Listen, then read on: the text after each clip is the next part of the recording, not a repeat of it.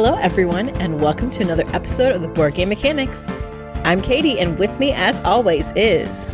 Hey, everybody, what's going on? It is Jason. Yeah. Wow. I changed it up. See, you didn't expect it, and that's what you get. Don't. Trying to be unpredictable, trying to be spontaneous, it is not your thing. Just let it go. I'm working on it. I'm trying. Maybe after 37 years, I'll finally learn how to do it. No. Probably not. Just don't. We all have our strengths and weaknesses, okay? Play into your strengths. That's not one of them. Yeah, you're right. I was going to say that if we both sound a little bit more deeper in the voice than usual, it's because we live in Ohio, and the allergies are outrageous right now. And the weather's weird. It's like 40 degrees one day, 80 the next. It snowed on Monday. Dumb. It's going to be 80 on Saturday. I don't know. I don't know what to do. Ohio's bizarre in April and May. Yeah, so weird. My sinuses have decided they're on strike, and they just are not working half the time or working too much part of the time. So that's why we probably sound a little rough tonight or today or whenever you're listening to us. Yeah, true. But we will press on for you because we want nothing more than you to be able to hear our glorious voices. That's right. We are doing our best to hold up our pretty okay title. Best of the worst. That's what we do. We always live up to the best of the worst. Pretty okay mantle. That's right. All right. So without further ado, let's move on to news and crowdfunding. And the first game I want to talk about is actually on Gamefound.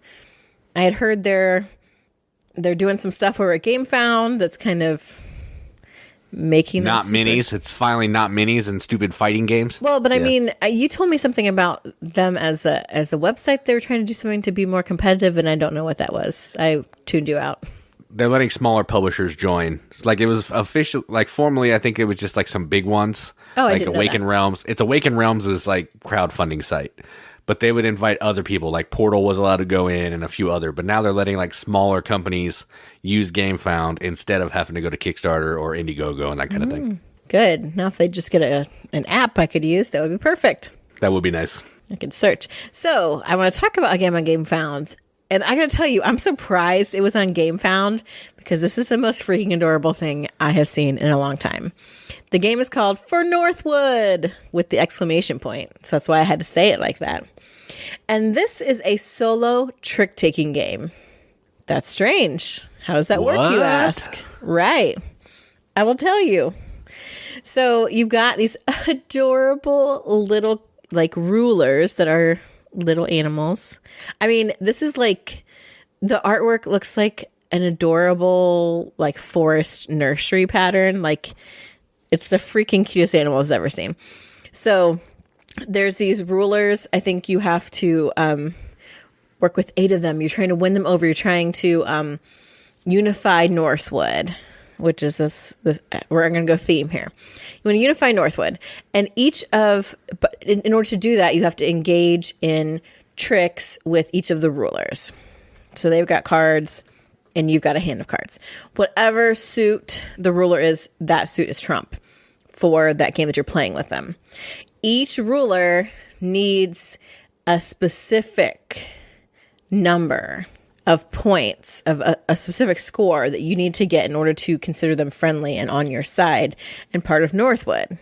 It has to be exact too, which I think that's what's really interesting, and makes this sound like it's a really kind of challenging game. So you're going through they call them conversations, which turn out to be the tricks, and the ruler always leads the trick. And you have to follow suit, that's that whole shebang. And you're trying to hit that ruler's target score, no more, no less, which makes it a little tricky. So they also give you these like allies that can help you with their abilities. And before each trick, you can activate an ally's ability, and they get reset after each time that you play against a ruler. Also, once you get these rulers over to your side, if you meet their exact score, then they also have powers that you could now use instead. of the original four allies you had. Such an interesting kind of game. Like, it's absolutely adorable, but you have this trick-taking element while you're also trying to hit this exact scoring, which I think is really key. And then you also, once you get win over each fife, they get added up to a victory point value, and that gives you your final score to see if you can actually win the game. So lots of different things happening with this game. Also, like I said, the artwork is the most absolutely adorable thing I've ever seen in my life. Like, it is so stinky cute. Like, I mean, the Jack of Flowers, this is an adorable little skunk that's wearing a little fedora. It is so cute. The King of Claws is this cute little baby lion. Even if the game sucked, I just want the artwork. But it doesn't sound like the game sucks.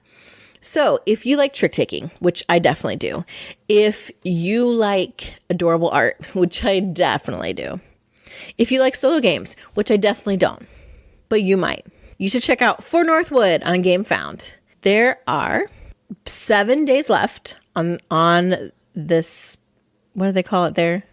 Not Kickstarter. I think it's still the pledge. On the pledge, yeah, I think it's still a pledge, yeah. On this project. 7 days left for the project. It's only $16. Yeah, I think this is going to be one that I end up backing. $15. It's $15 now. $15, yep. $15. $15. It's so cute. Everything about this sounds amazing. I'm just interested to see how the solo trick-taking thing is going to work, because that is blowing my mind. Normally you need at least 4 people for that, 3 people for that. So, I mean, Fox and the Hound made it 2, but you still need more than 1. Yeah, it's crazy. I don't understand. I know. It looks really interesting. I just freaking want the art. It's just so cute. Oh my gosh. And even the next, there's only 2 pledges. And the next one's you just get your name inside the box or whatever. Yeah, and the price point is incredible. Because it's basically just cards and art. It is. But still, for $15, that seems like they're not going to be making any money on this. And I'm fine with that, because I want a game for $15. The King of Flower. Oh my gosh, they're so cute. There's this little turtle. I can't even. Definitely check out For Northwood. 7 days, $15. So, moving on from Gamefound back to Kickstarter. I have another different kind of Kickstarter. This is actually for a print and play. But I just thought the theme was so interesting that I had to mention it. And so we're talking I got low price games really this week. So this is the bargain hunt right now of crowdfunding. It's my kind of crowdfunding. Right. So the print and play I want to talk about is Pestilence. Pestilence, Escape the Plague. If that doesn't bring you in, I don't know what does. It sounds pretty fitting, too, to the world that we're living in today. I know. So this is a roll and write. It's based in 17th century Europe at the height of the Black Plague. So you've got the city of Paris. It's in lockdown. And there are rats swarming around the city, all the streets. And so basically the civilians are just left for dead. But there's an underground network that's trying to help people escape. So in this roll and write, you have to gain supplies, up your reputation, so the network will agree to help you escape. And then you have to avoid the guards that are trying to keep you in lockdown so you can get out of the city. Ridiculous, right? I mean, really. But I just think it's so cool. So it's a roll and write. You roll your dice so you can move around the map where you're gathering supplies. You can gain reputation by helping people out. There's guards there that you have to avoid. There's plague doctors. There's people in need of help. There's the rats, which you want to avoid because they'll bite you and get the plague. Supplies, and you want to do that. And then you can prepare then to make an attempt to escape. So there's 6 escape routes, and then you have to give it a shot to try and succeed. If you don't, the guards are going to follow you. I don't know exactly all the minute details because they're if you want to see how to play, watch this playthrough. I don't watch video playthroughs. I just don't, which I think is probably stupid on my part. I just like to read. I like words. But there was enough words here to really intrigue me. I don't know why. I like some kind of dark themed games. And I thought, what a cool little print and play. Because you don't really need to put this in full color because it's the plague, for crying out loud. Black and white would be awesome. Black and white is more than sufficient. Right. So you get the collecting the supplies, you're trying to escape, helping people out to build up your reputation, all these fun, interesting little things, just rolling dice, little roll and move. But I think the theme sounds cool. If you like creepy things like me, if you like roll and writes, if you're interested in the plague in 17th century Europe, check out Pestilence, Escape the Plague. 5 days left, $6. Bad timing. I mean, people might have been interested in the plague before the last couple of years, but I think we moved on. Well, the bubonic plague. It was carried by rats. That's different. Well, actually, the fleas on the rats, but anyway, that's the point. No, the price point's cool, even if it's terrible. I mean, it's $6? I mean, yeah, not bad. It just sounds cool. All right, and my last one's also kind of, I don't want to say outside the comfort zone, right up my alley, though, I gotta tell you, because, they're beautiful Asian-themed games, specifically from Japan. And this actually is a Kickstarter that has 2 games. One is called Fujiyama, and the other one is called Ajisai. So, 2 different games. Amazing components, can I tell you? So, let's start with Fujiyama. So, Fujiyama is about this mountain. And so, I wouldn't say that these games are abstract, but they are kind of in a way. Fujiyama is about building this mountain. You're putting these little hexagons that have triangles on them of different colors onto this mountain. The thing is, you don't get to choose the tiles that you get. You are given to them by your fellow players. You're given to them. They're given to you. Good job, Katie.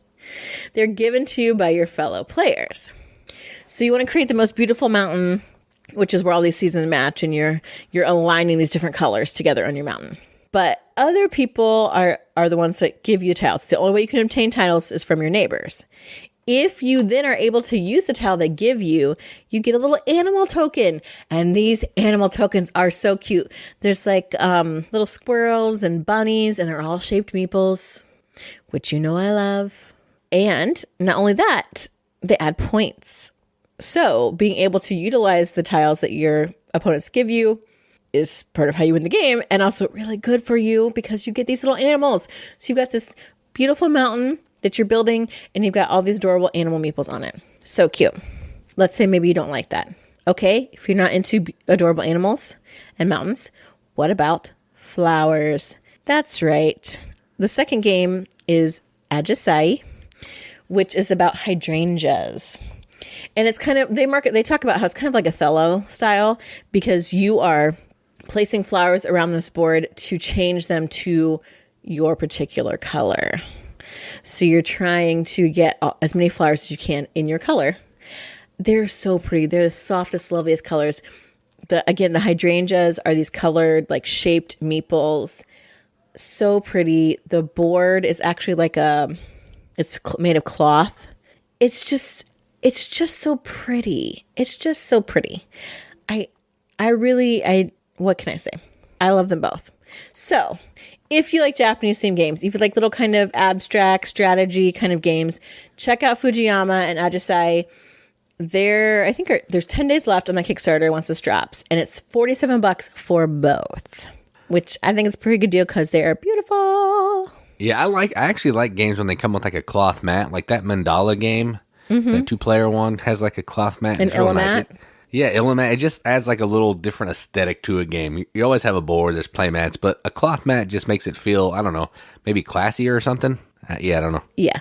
I mean, if you just want one game, like the Ajisai game, which is like the Othello one, $24. Fujiyama by itself, $32. But for both at $47, I think that's a pretty good deal. Yeah, not bad. All right, so those are my news crowdfunding items for this week. All right, so let's talk about some games that we played. We actually did get to play some games. We played a lot of games, actually. Mm-hmm. So let's stop talking about playing games and talk about the games that we played. So the first one we're going to talk about is a game that we got at Origins or Gen Con, one of the two, I'm not sure. And it is the second in the Camel Up universe of games, and it's called Camel Up Off Season. So it's the same art as the new version of Camel Up, the one with like the plastic pyramid, not the old busted cool one like we have. But this is effectively Camel Up in name only, and what you're doing in this is you are trying to bid to be first player to get to acquire some of these goods that are out in the middle of the table. You're trying to get pottery, you're trying to get fruit, some kind of dates, and rugs. And each of them are going to go into camels that are in front of you. One camel can hold 3, one can hold 4, one can hold 5, one can hold 6. Now, the issue here is when you take cards, some of them are face up, some of them are face down. When you take the cards, they all have to be placed on camels. And one camel can only hold one type of thing. So if I put dates on the 3 camel and I get 5 dates because 2 of them are face up, 3 were face down, my camel's going to collapse on the weight because it can only hold 3 of those cards. And then after you've taken all your cards, use the special ability on the place, you're going to sell goods from one of your camels to score points. You're going to sell dates for the number of dates you have. You're going to sell different types of rugs, same kinds of pottery, and you're going to sell fruit based on the lowest value fruit that you have on your camel. And you're trying to do that until the cards run out, and whoever has the most money after all that is the winner. So it's called Camel Up because it has the same art and it has a little camel, but outside of that, it's an auction game, set collection, selling game that is actually pretty enjoyable. I liked it a little bit better this time when we played it. I think it just felt smoother and more fun, and the auctions were a little tighter and enjoyable. So I dig it. So what did you think about Camel Up Off season this time? Yeah, I liked it a lot better this time. And I think maybe it might have been because, well, one, I knew how to play, but also I had already completely threw out the notion that it would be anything like Camel Up, because going into it, we didn't really know when we bought it what the game would be like that much. And I still was kind of holding out hope that it would somehow be like Camel Up, and it's totally not. So when you throw that completely out, you're able to really enjoy the game for what it is. And I like it. I mean, there is that push your luck element. It could be a little more take that with player interaction, but it's not necessary. And we really didn't play into that much. No, not really. It's hard enough trying to get your own stuff together without worrying about everybody else. Collapse. Yeah. But yeah, I really liked it. Like, I think this is a really fun little game, and I think I'd like to pull it out more. And now that I feel like, I don't know if I was afraid of it before, but I felt like I didn't quite understand it as well as I do now. So yeah, I thought it was really fun. Yeah, and if you want to check it out, that's true. You usually win. But if you want to check out how the game looks and plays, there is a video on our YouTube channel. You can look at it. I played through a couple rounds. It's an auction game, some set collection, pretty slick. All right, so the next game now. I'm super excited about this one. And I'm not a theme guy, but this game has a theme that I love. And it's a theme about rock bands and music. You know, thrash and roll, thrashing dice, Guar versus time. I love games about bands and or rock and roll kind of music. And this game is called Rockband Manager. Now, I know nothing about this game. I knew nothing about it. Our friend Chris brought it over and gave me a copy because he found it for cheap. And we played it, and I love it. It's so good. So this is effectively, it's an auction game from Antoine Bauza to Kaido, Seven Wonders. And what you're doing is you are auctioning off to try to make the best band that you can. You need a singer, guitar player, bass player, drummer, and keyboard player. Each of those musicians are going to have 3 different stats. They're going to have charisma, talent, and opportunism. And once you get your full band, you may get some awards for having the best band, the most promising band, being the first one to complete your band. Then you're going to use your band members to go play concerts, record albums, and take different opportunities. And the way that works is you're going to use one of your bandmates, and you're going to be able to draft some cards from this like grid that's out there. It's 5 columns of 2 cards. Mm-hmm. And you're going to use one of your band members, and it's going to have a number. So it'll say charisma 3. That means I could take any of the charisma cards, which are concert venues, from the 3rd row, 3rd column, 2nd column, or 1st column. So it gives you like a threshold of how far you can go. And then you're going to put your little guitar piece out there, which is amazing, little plastic guitar pieces. You're going to put it on this card. If no one else competes with you for it, you take the card. You're going to score some points. If someone competes with you, you have to do another auction and all that kind of thing. And you're going to do that through 2 different phases. So you're going to draft 5 cards from phase B, 5 cards from phase C. Then you're going to score a pile of points for some recording albums and all your concert venues and all that stuff. Really simple game. Plays in like 30 minutes. Probably better with more players. We played it at 3, and I think it would actually be better with more, but who cares? It's a great theme. So what did you think about this one? Clearly, I love it. So what did you think about it? How many players does it play up to? Do you know? Is it just 4? 6. Ooh, I think it would be really interesting with 6. But I did like it. I kind of wondered if it was actually like an IP, because the font of Rock Band looks like the video game Rock Band. It is not. I read through the rules again today, and it is not an IP. Well, I mean, the art isn't reflective of it, of the game, the video game, but I did enjoy it. I wouldn't say, oh, yeah, this game's so great. I mean, it's from FFG. Yeah, and why'd you have to mention it? I was trying to go the whole time without talking about it. Because I got to call you out when you do things like this. People will know. People will know. Clearly, I'm a Fantasy Flight Games fanboy. Clearly. Oh my gosh, stop. All these years, I've been bad-mouthing them. Are they even still a game company? Yeah, they just make games that we'll never play, like Unfathomable and stuff like that. Okay. That's why I was like, wait a minute. I haven't heard about them in a while. That's why. Yes, it's pretty good. It's not like super streamlined. But the idea of being a manager of a band, I think, is fun. When you're auctioning, like, you're like, ooh, I kind of want that because, like, I want that band member because they've got really good stats. But the next one flipped up could be even better, and you just don't know. And once you take a band member for, like, a particular role, like a singer, for example, you can't bid on another one. You get what you got. You're not replacing them. So I think that is kind of a cool thing as well. It's definitely a little push your luck there. And deciding, am I going to collect like points from albums or points from like concert venues? Yeah. Because those kind of balance out. Because in some ways you want to fight for some of the highest numbers on either of those, but you also don't want to miss, like, you don't want to lose all your money either because you can get points for that as well. So it has some pretty cool decisions in it. And yeah, the theme is fun. And I won, so that makes me feel good too. Yeah, you gave me the victory for like 3 seconds, and you're like, oh, wait, I forgot to add this other $47,000.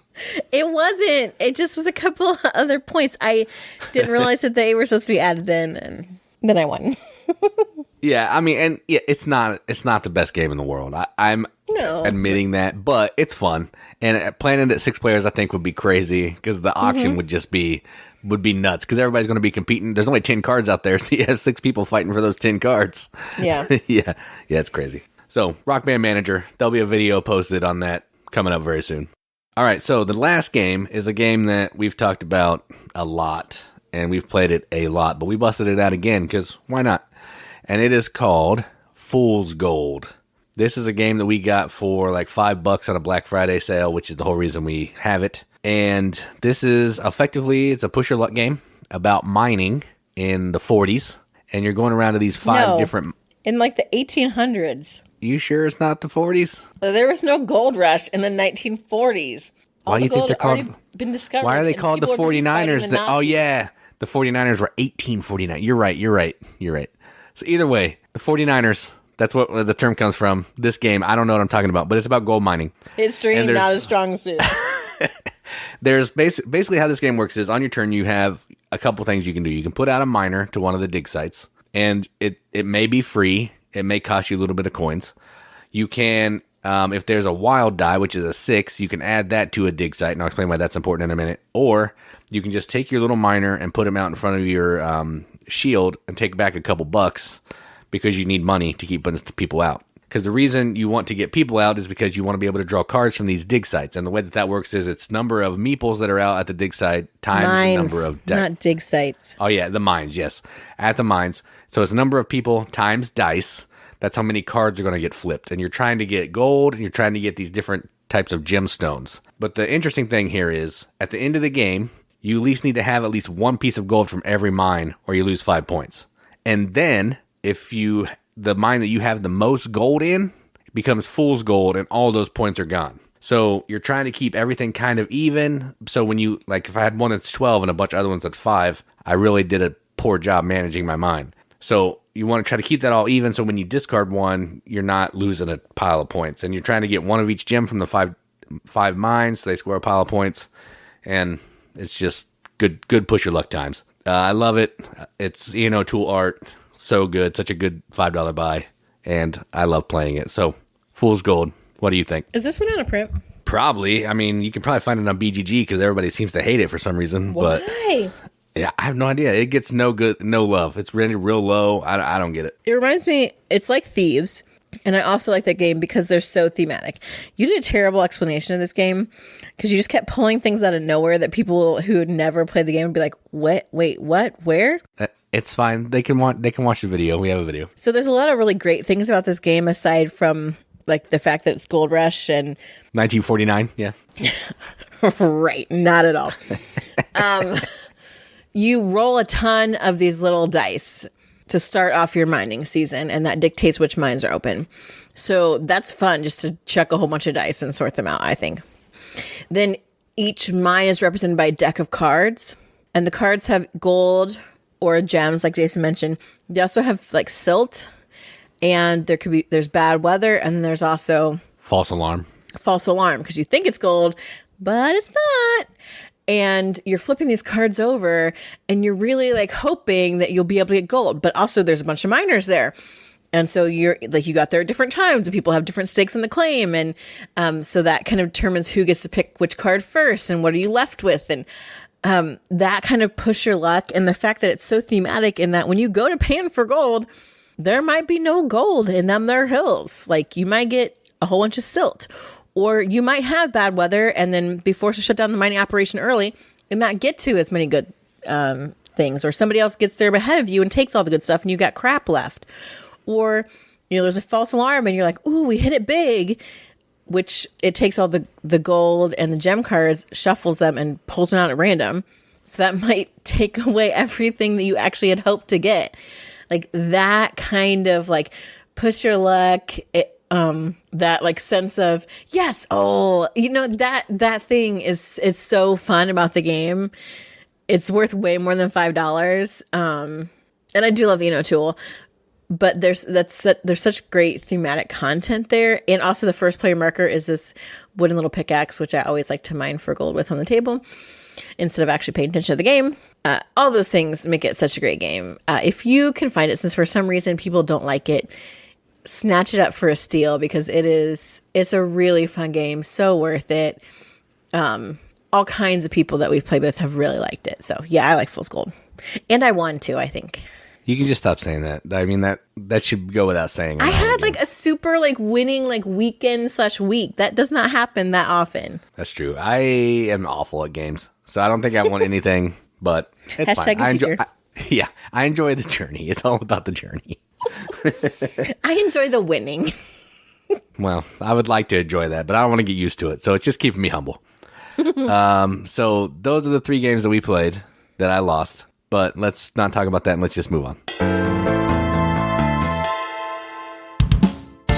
Okay. Well, this episode for this week, we are still continuing in our publisher series. And I've been, as we've done this, I'm like, okay, Katie, you need to figure out who publishes what, because you don't know who publishes your favorite games. So this has been a good experience for me. And this week we are tackling Renegade Games. The thing I know about Renegade is they have like that fancy blue and red R. And at one point we had like, it's not a meeple, but it was like a little logo. First player marker. Yeah, first player marker we got in some game.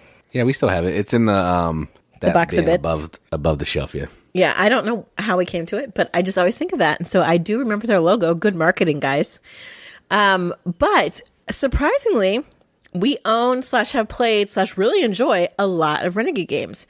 So Jason and I are going to count down, as we have been, our top 5 Renegade games.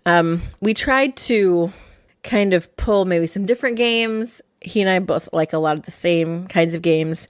So I tried to stretch a little bit so that we weren't talking about the same game on all 5 of our rankings. So, Jace, start with your number 5 favorite Renegade game. All right, so my number 5 is a game that I first played with our friend Jim, and it is called Passing Through Petra. And I played this with Jim, I played it with my friend Brandon and my brother-in-law, and then I played it with Katie, and I just really like it. It's like a race game where you're trying to get these different cubes that you have out on the board, and you're doing that through doing some trading with these people that are coming into town.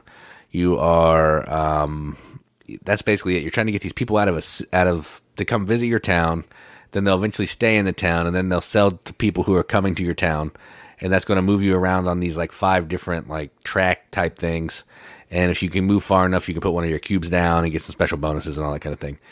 It's a pretty simple game, but I enjoy what it offers. So that's why it's on my list at number 5, and that's Passing Through Petra. And it's a lot of tan, and I like tan. So, you got to have some tan on the list. It is a lot of tan. I liked this game.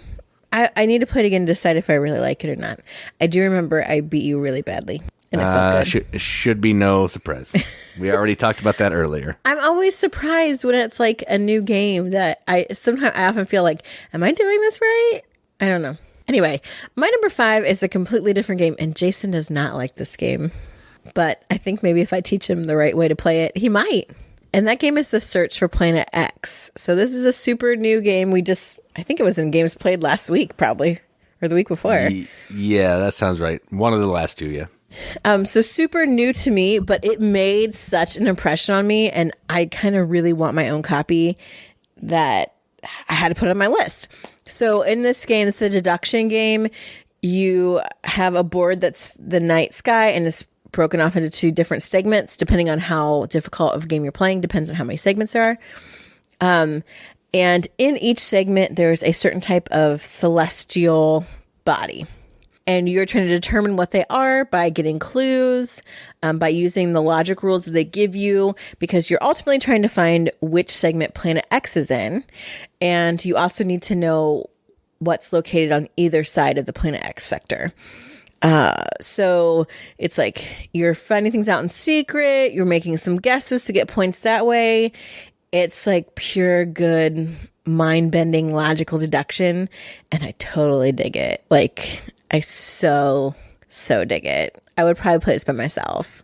I hate that it's space. I wish it could be like, find the like rabbit burrow in the forest, rabbit warren, but it's not. It's about space, so I'll deal with it because the deduction's so good. So my number 5, The Search for Planet X. Yeah, I mean, I like the mechanisms. I'm just terrible at the logic. So that's where I'm torn. I think I just need to walk you through it one time. Yeah, we'll play a solo game, and then you can just tell me what to do, and I'll feel good. Okay. All right, so my number 4 is a new game. Just came out last year at Gen Con, and it is The Hunger. So this is a deck-building game where you're a vampire traveling around this town, and you are trying to eat humans, digest them, and score a bunch of points. But the tricky thing is here you only have like 14 or 15 rounds to do that. And you need to make sure you're getting back to the castle before sun comes up. You will burn up and you will die. And that is no fun, which happens to me every single time I play this game so far. Because you push your luck too far. You just don't know when to stop. True. And then I get slow because I eat too many people. It's a problem. I have a problem. But that being said, this is a fun game. It has like a Clank-esque feel to it, but it's different enough. Like, it's not like Clank at all, but the way you're moving around the board kind of, and that you could not make it back to the castle and die, that kind of is reminiscent of Clank. But it's great. It's fun. Chasing down the humans and eating them, getting the cards that give you some special abilities, like you eat this drunk villager, and he makes you stumble around away from the castle, which is awesome for the first half of the game. But then when you're trying to get back to the castle the second half of the game, not so awesome. It's really cool, really thematic, and I enjoy it. So my number 4, The Hunger. I also really like this one. I think it got edged out a little bit by the newness of and the deduction of Search for Planet X, but it's super good. It was almost on my list as well. My number 4 is what I think is a severely underrated game. I thought it was so good, and then I played it with some people that like poo-pooed it so much that it made me want to scream. But I think it's just because they wouldn't recognize a good game if slapped in their face. I don't know. Yeah, you're probably right. But this game is Bargain Quest. And Bargain Quest is an auction game, I would say. Auction, hand management. Drafting. There's some drafting. Oh, too. yeah, drafting. Drafting, that's what I mean. Drafting game. So in this game, you are the proprietor of a store that sells goods to adventurers. And so you're trying to outfit these adventurers to go like fight a monster. And you actually happen to know who the monster is. You know all this stuff. However, you are just an intrepid business person. So while you are selling these things to help them, you really could care less if they actually survive. You just want their money. And I love that idea. So it kind of turns what we normally think on its head. Like, oh, okay, like how can I best outfit these people? Because they're going to fight this beast and I know how much, health it has. No, you don't care about that. You have to change your thinking to say, okay, what cards can I draft and how can I arrange them so I get the most money out of these suckers before they die? And the artwork is cool. I just think that theme is fun. I like the drafting part of it because you also need to attract certain types of adventurers by putting something in the window of your store, but you can't actually sell them what's in the window because it's the display in the window. So then there's that clever card play of, okay, what can I use to attract one of these people? But I also want to be able to sell to them. And then what if someone else takes the one that I really wanted? Like, do I have a backup plan? Can I hire some really good assistants that are going to help me out, make everything worthwhile? It's just I think it's a fun, very underrated game. So my number 4, Bargain Quest. Yeah, I agree. And you do kind of care about fighting the monster because you'll get some points if you do go over there and do some stuff, but you get most of your points by ripping off the hero. Mm-hmm. All right, so my number 3 is a game that we actually picked up, I think just because it looked cool. Is it? Yeah, I was like, ooh, Spies, and it was super cheap. Knew nothing about it. It was cheap. Not like $5 cheap, but, not $50. And it is called Covert. And this is a game that where you're trying to... You're taking on the role of I think you have 3 different spies that are moving around this map. And what you're trying to do is you're trying to fulfill these different missions. And the way you're doing that is through some dice placement, which is going to determine which kind of action you're able to take. But the interesting thing here is, if you place a die down, and the dice values are 1 through 6 on these spaces, if I place a 5, the next person to place a die has to place a 6 or a 4. So you're kind of limiting who can play where by the dice that you place, which is really cool. And then after everybody places their dice, you're going to take off a die and take the action. Get some mission cards. Get some of these intel cards, which is like a shoe phone, an old camera, fake papers, like a lockpick set and all that kind of thing. And then you're also trying to move your characters around on this map to get them in certain locations. Because in order to fill these missions, you're going to need different types of things, like the shoe phone.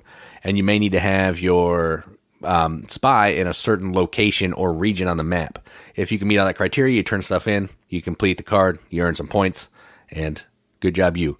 You're trying to be the first player to complete, I think, 5 or 6 missions. Once you do that, the game is over. And after whoever has the most points at that point is the winner. There's a little more to it. There's some code cracking that's going to give you these special little bonuses, but effectively it's moving people around, collecting some cards to fulfill missions. The board looks amazing. The bits are really cool. The dice are nice. I love everything about this game, and now just talking about it makes me want to play it. And that is Covert, my number 3. I also like this game so much so that Covert is my number 3 as well. Yeah. What? I know. This is the one that snuck through. I couldn't leave it because I also think this is a vastly underrated game. I don't think people know about it. The box art isn't super winning.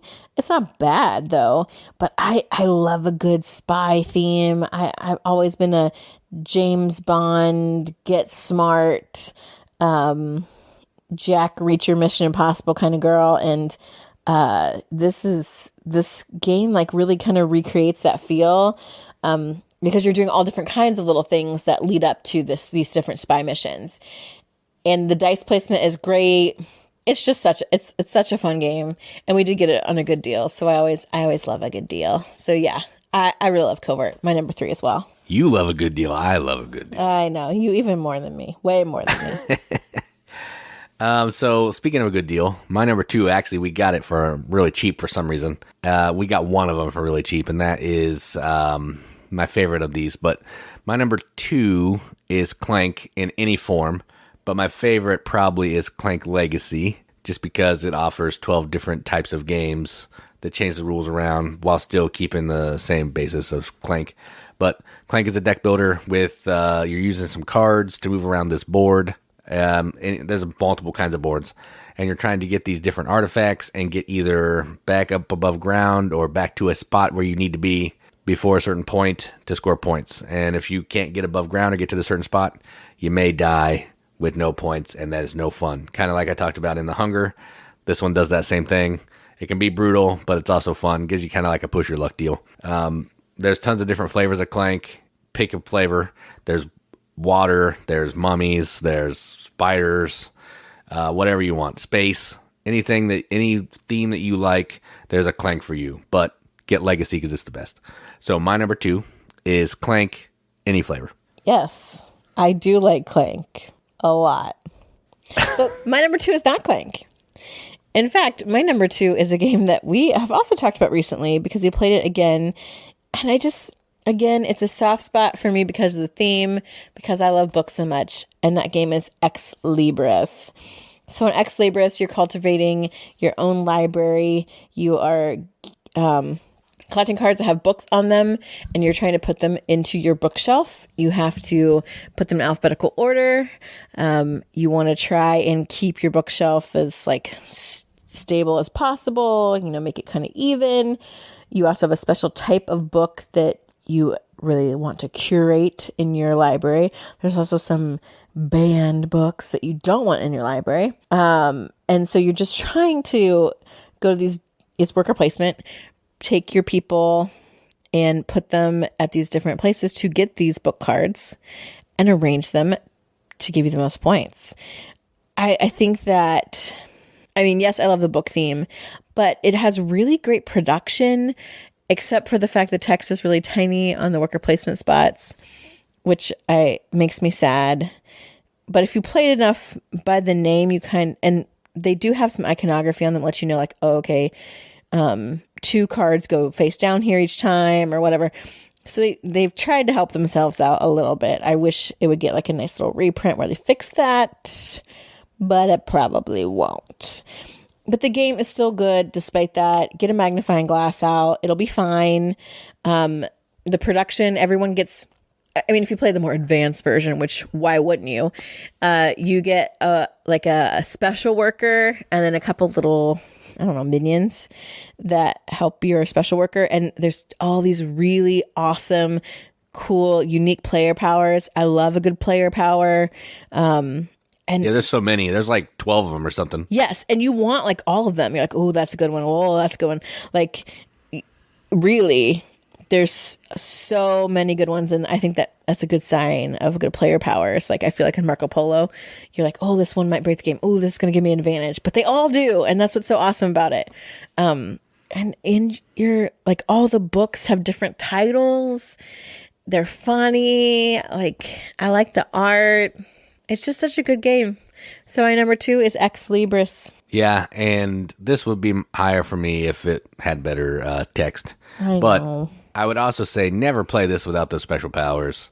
Oh, no. They're not super difficult that you can't figure it out. It basically adds a tiny little speck of a rule, but it makes you different than everybody else, and that's awesome. So just ignore the other side of that player board. Don't ever use that. So my number 1 is one that recently just got reprinted by Renegade, and that is Trajan. Steffenfeld classic. Nice tan. So I guess I have 2 tan games. Tons of tan. You do. And effectively what you're doing in this is you have this Mancala player board where you're going to have these different little tokens in these little dishes. You're going to pick up all the tokens in one dish and you're going to move it around, dropping one in each dish going around. And whatever you end on is the action you get to take. And the actions are build different types of structures, move around and conquer these territories, go get some votes in the Senate, take a Trajan tile, put it on your board that's going to give you some kind of special ability, or there's one more section. I can't remember. There's one more section that I can't remember. And you're trying to do the best that you can by moving these things around to score the most points, because it is a feld after all. And this has this really cool timing mechanism where when you pick up a pile of tokens from a bowl, it's going to speed up how quickly the game is over. So depending on the number of players, if I pick up 6 tokens, it's going to move the time track 6. So you're trying to balance, what actions you want to take by how many items you're picking up, because you don't want the game to end before you've had enough time to do what you want to do. And I really enjoy that. So this isn't my favorite feld, but it's my favorite of all the Renegade games on this list because I love this game. And my number one, Trajan. Yeah, Trajan's not my number one because I've never played it. You played a round? Yeah, it was the most awful experience ever, honestly. Because you didn't know what you're doing. I know. Nobody likes to feel stupid. And I was like, what? It was not explained well for that one round. I'm like, I don't understand what you want me to do here. I feel like there's no choice here. I don't like this. So I need to give it a fair shake. It is absolutely hideous. So that didn't win me over. But I know I am delightfully shallow about a lot of games and their artwork. So I will reserve judgment on Trajan. My number one, I've already hinted at, and Jason already talked about, and it is Clank Legacy. So that's the Acquisitions Incorporated version of Clank. Clank is good. Absolutely. Regular Clank is good. I like that game. Deck building with a board. I love deck building. I like that little element of push your luck. I like, trying to get they make lots of little inside jokes and nods to things in the game. I love that. Acquisition Incorporated just like amps it up, man. There's all these cool things. Like, I don't know, is it spoiler if I talk about some of the stuff that's on the board? Maybe. I don't know. It's been out for like 3 years. Come on, people. It won't kill you if I tell you. So there's like these portals that you can work with. There's, different like specialty tokens you can pick up.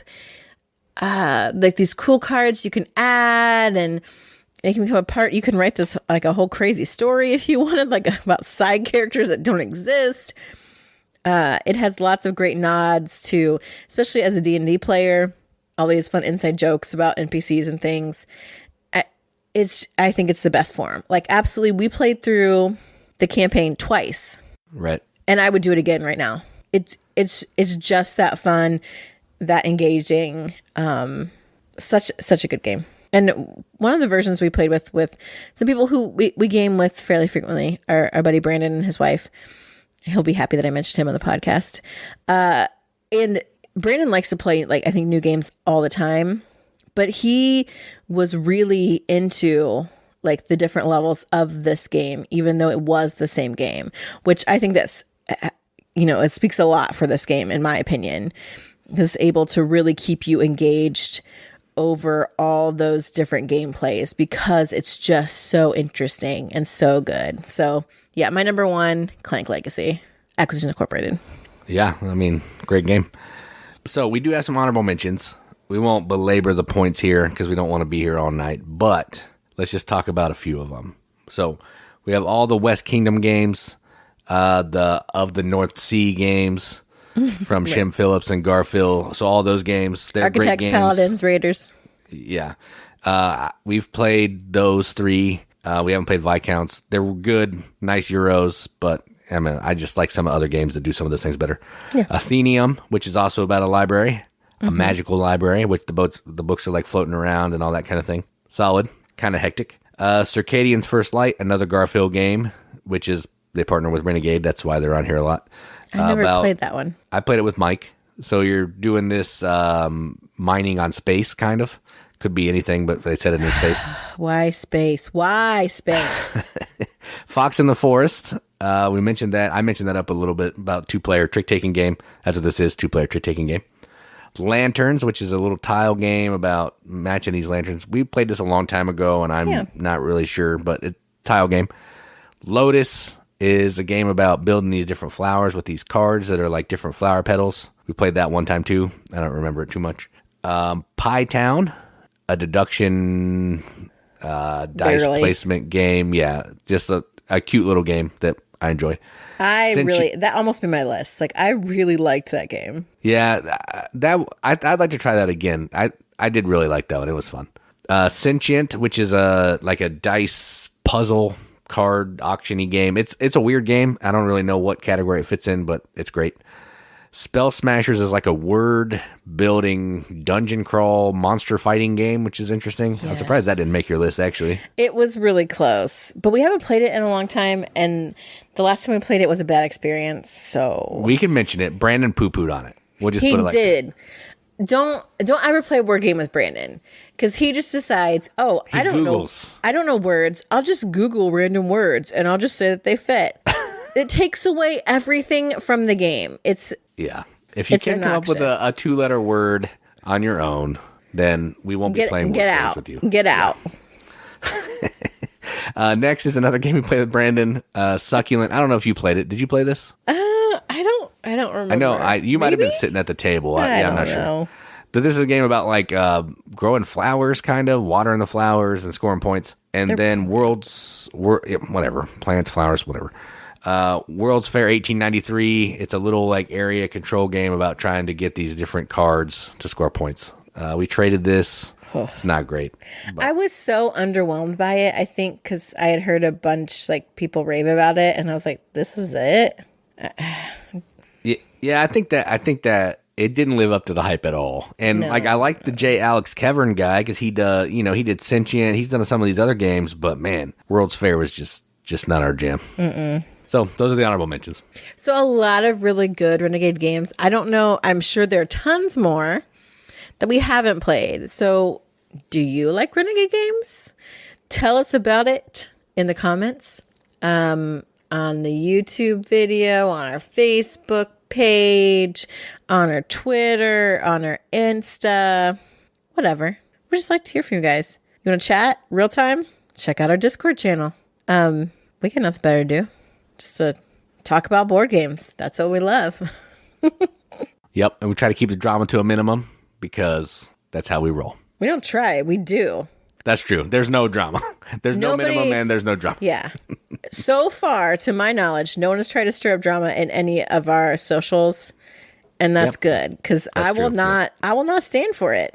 That aggression will not stand, man. I will not take it. And you don't want to test me. You won't like me when I'm angry. She turns green. I have a secret. I'm always angry. I tell my students all the time, I'm like, don't cheat because you'll make me angry and you don't want to see me angry. I did make a kid cry once when I talked to him about cheating. So keep that in mind if you want to start drama on my social medias. Yeah. But otherwise, everybody's great. We just talk about games, Kickstarters, whatever. Anything that has to do with the hobby that you enjoy and that's fun, you can post and talk to us about it. Yeah. And that's what we care about. We're definitely not in this for the money. We certainly aren't famous or anything. We just like talking about games, really. So, tell your friends if you know other people that like to talk about games too, like to hear about games. We got tons of videos and stuff out there.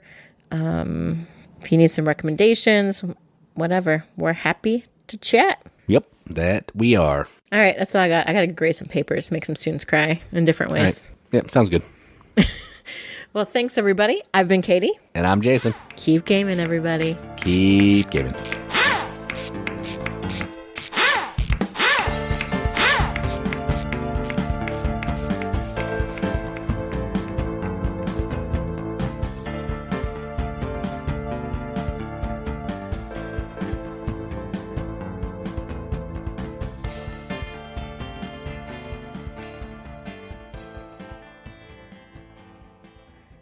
It's like I couldn't end. I was waiting for like the shepherd's crook to come out and pull me off stage.